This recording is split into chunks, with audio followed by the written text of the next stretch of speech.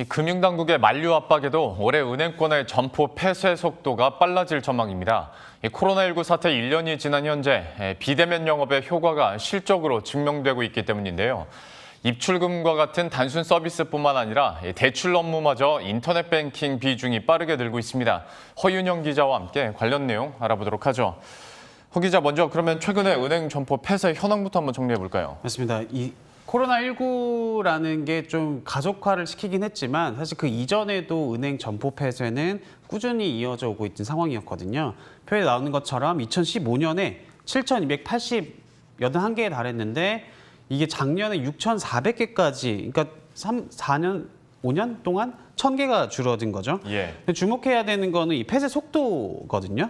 2017년 중에는 312곳의 점포가 줄어든 다음에 2018년, 2019년에는 20곳, 57곳으로 좀 주춤했다가 작년에, 그러니까 코로나19가 덮친 작년에 다시 303곳의 점포가 문을 닫았거든요. 그러니까 디지털 금융으로 거래 환경이 바뀌면서 이 점포를 찾는 발길이 안 그래도 줄어든 와중에 코로나19까지 겹치자 은행들이 비대면 서비스로 또 고객도 눈을 더 빨리 돌리게 된 상황입니다. 예.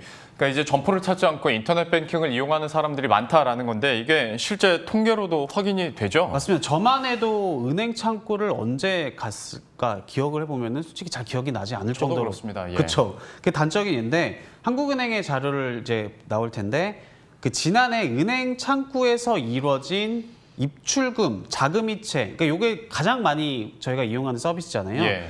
이 창구를 찾아서 이걸 한 비중이 7%에 불과했습니다. 반면에 보시는 것처럼 인터넷 뱅킹은 66%를 기록했는데 저 66%도 아까 점포 폐쇄 속도에 반비례해서 2017년에는 45%에 불과했는데 엄청나게 빨리 비중이 늘어났거든요. 예. 근데 이제 비대면 채널, 그러니까 인터넷 뱅킹뿐만 아니라 ATM, 텔레뱅킹 이런 것도 비대면이잖아요. 예. 요거까지 확대를 하면은 비대면으로 은행 업무를 본 비중은 93%에 달하고 있습니다.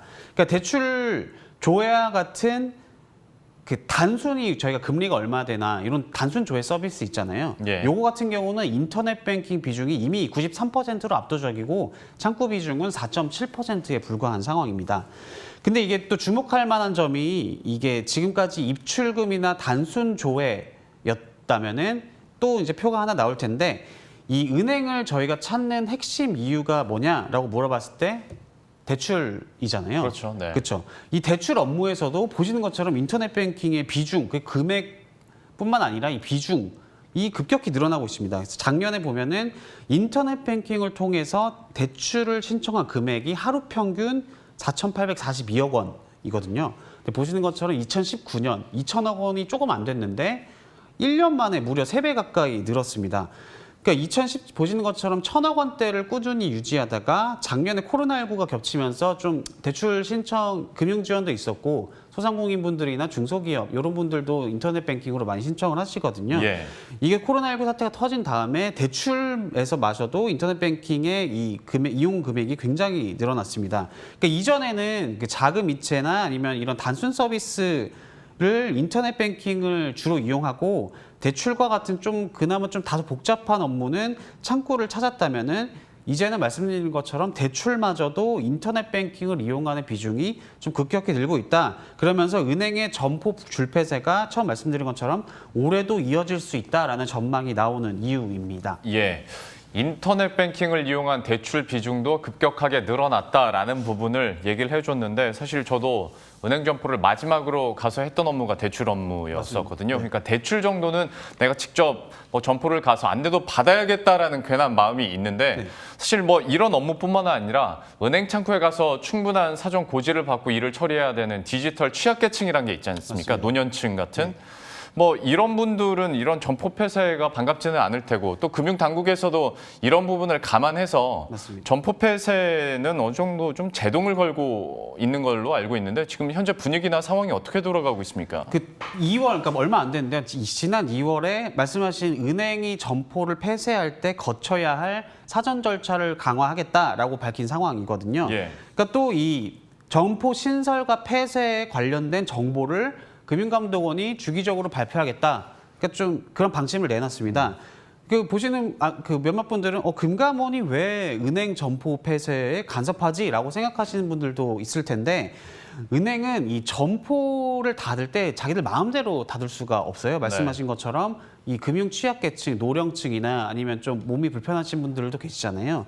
그런 분들을 보호하기 위해서 마음대로 폐쇄를 하지 못하는데 이 프로세스가 어떻게 되냐면 은행이 이 점포문을 닫겠다라고 결정을 하면은 소비자들의 불편을 좀 분석한 이 사전 영향 평가서를 금감원에 제출을 해야 하는데요.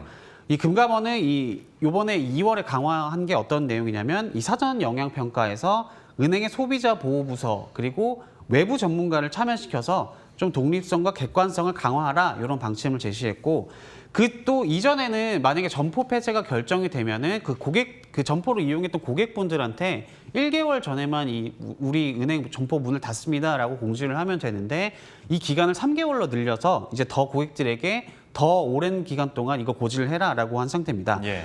그러니까 뭐 돌려 말아 직접적으로 말씀드리면은 점포 폐쇄를 더 신중하게 해라라고 그러니까 점포 폐쇄를 좀 하지 말라고 압박을 하고 있는 상황이거든요.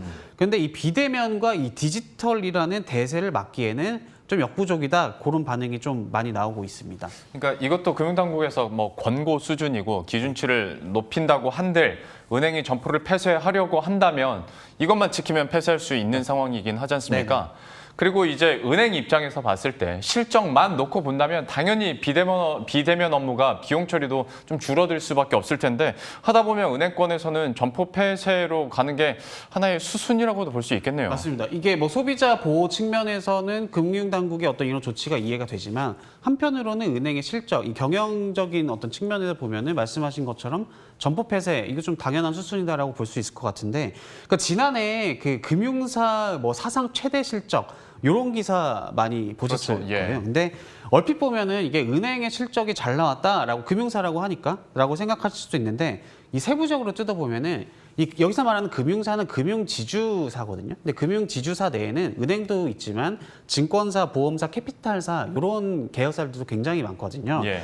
이 금융사의 실적이 잘 나온 거는 은행이 아니라 이 증권사, 보험사, 캐피탈사의 실적이 가파르게 늘어난 결과입니다. 보시는 것처럼 근데 은행만 따로 떼어놓고 실적을 보면은 지난해뿐만 아니라 2018년 이후에 꾸준히 은행의 순이익이 감소해오고 있거든요. 4대 은행의 순이익이 평균 작년에 2자릿수 줄었고 지방은행, 외국계 은행의 실적도 뒷걸음질 친 상황입니다. 왜냐하면 코로나19 사태가 터지면서 이 충당금 비용이 많이 드는 데다가 또 최근에 라이미니, 옵티머스니 하면서 사모펀드 사태를 수습하기 위한 비용이 굉장히 많이 늘어서 은행의 순이익이 꾸준히 줄어들고 있고 예.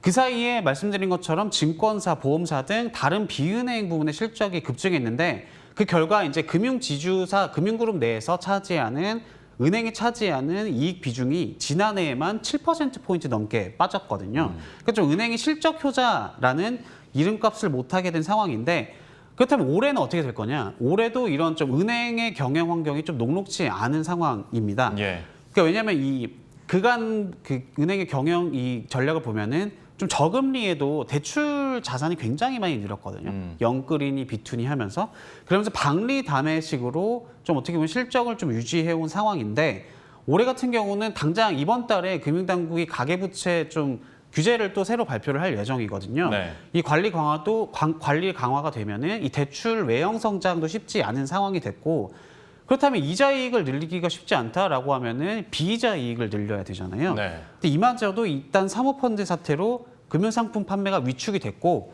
그 다음에 특히 이제 지난달부터 시행된 금융소비자보호법으로 이 금융상품 상품 판매 전반이 위축될 수 있는 상황이어서 이 좀 수수료 이익을 기대하기가 어려운 상황이다라고 보시면 됩니다. 그러니까 수익뿐만 아니라 외형까지도 늘리기 어려운 상황에서 이 경영 돌파구를 마련하려면은 은행이 선택할 수 있는 방법이 뭐냐? 바로 비용을 줄이는 거거든요. 예. 실적 측면에서 보면은 이 은행이 인건비 그리고 임대료 같은 비용이 많이 드는 점포를 좀 줄이지 않을 이유가 없는 상황인 겁니다. 네. 그러니까 특히 작년 실적 중에 그 인터넷 은행인 카카오뱅크의 경우에 지난해 순이익이 730% 증가했거든요. 이거 엄청난 기염을 보여준 거잖아요. 네. 그러니까 점포 없이도 우리 이제 금융 환경이 충분히 성장할 수 있다라는 걸 실적으로 증명을 해준 셈이라 이 좀 기존 은행들의 점포 무용론에 좀 힘이 실릴 수 있는 상황이라고 보시면 될 것 같습니다. 예.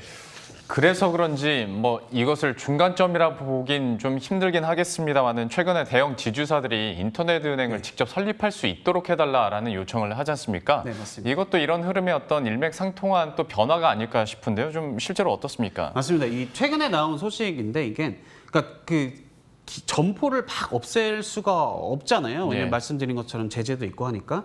그러니까 대형 금융사들이 그러면 기존의 우리 시중은행의 인프라는 그대로 둘 테니까 차라리 인터넷 은행을 우리가 직접 설립하는 거를 좀 허용해 달라라고 일종의 좀 타겟책을 금융당국에 제안을 요청을 한 것으로 보이거든요. 그러니까 왜냐하면 현재 인터넷 은행 특별법, 그러니까 인터넷 은행을 설립하려면 이 인터넷 은행법에 의해서 설립이 돼야 되거든요.